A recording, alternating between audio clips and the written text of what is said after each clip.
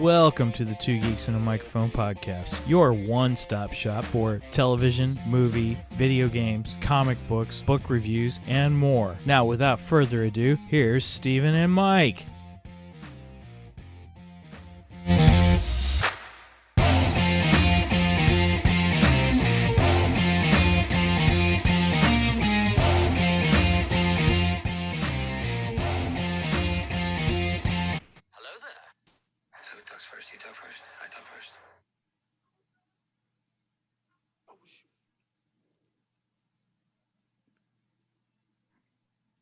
Hey, everybody. Happy day. Man, I am so excited to be here with you today. Welcome to the Two Geeks and a Microphone podcast.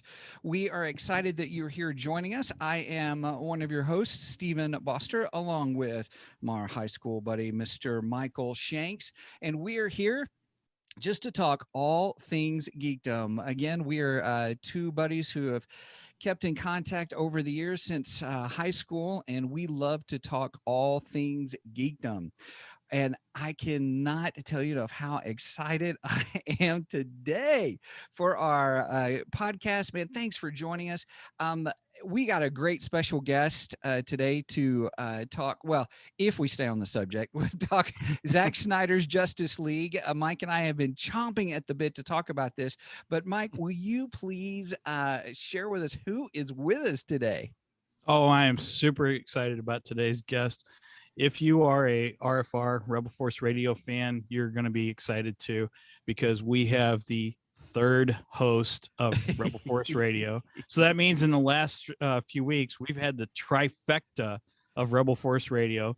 Let me welcome Paul Bateman. Yay! Hello, Paul. Third wheel of RFR. That's me. Definitely. I can't believe you already called them. I wouldn't have agreed to it if I realized I was third in line. Oh, wait a minute. In my defense, Paul, actually, you were one of the first people I contacted to be on the podcast. So. Sure. Oh, seriously, you were. Problem. No worries. It's nice to be here, guys. Yeah. So, Paul, for those who may not know who you are, could you explain just a little bit, just what it is that you do? Kind of what are you feel like are some of your claims to fame, kind of a thing? Yeah, that you can talk about. I want to get any NDA trouble here. Right. Star Wars nut, fellow podcaster.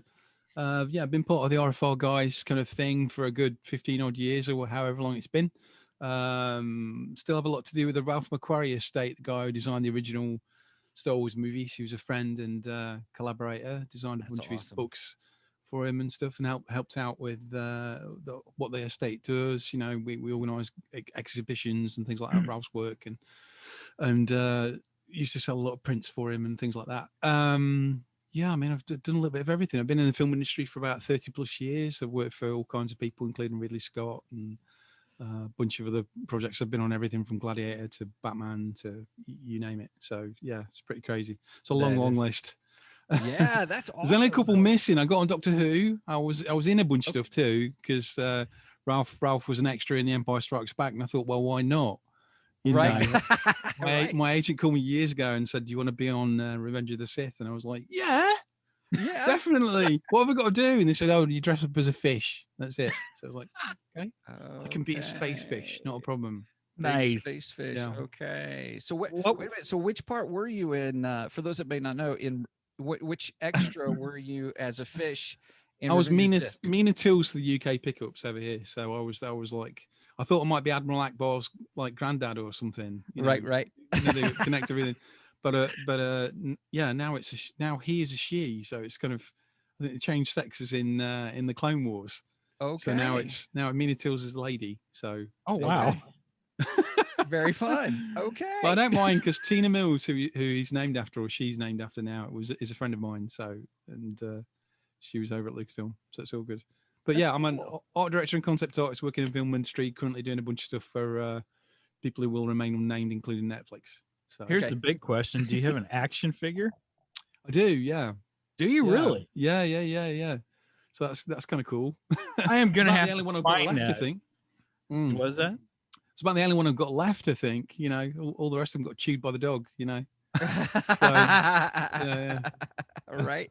Well, I'm gonna have to find your action figure because I gotta have a Paul Bateman action figure, man. Yeah, man, no problem. Yeah, no worries. Yeah. Awesome. I never charge for autographs, so I'll have to send you a sticker or something. Sounds great. I want to hold you to that. Sounds good. So, All right. what were you in Doctor Who?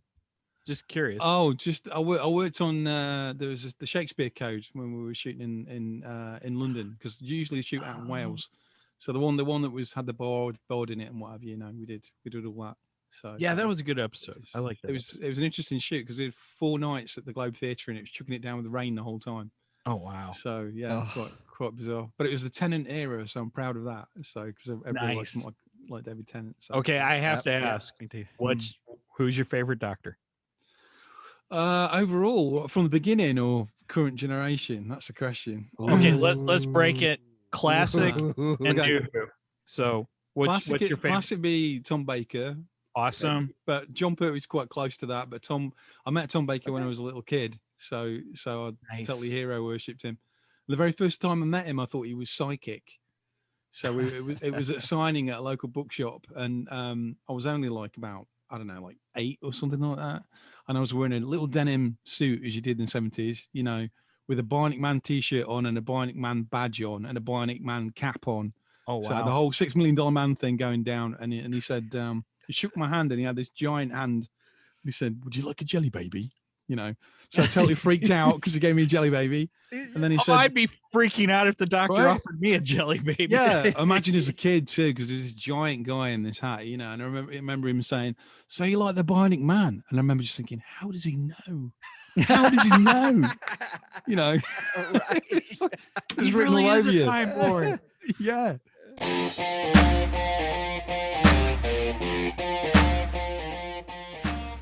Thank you for joining us today on the Two Geeks and a Microphone podcast. Tune in next week when we will have more news and reviews. Until then,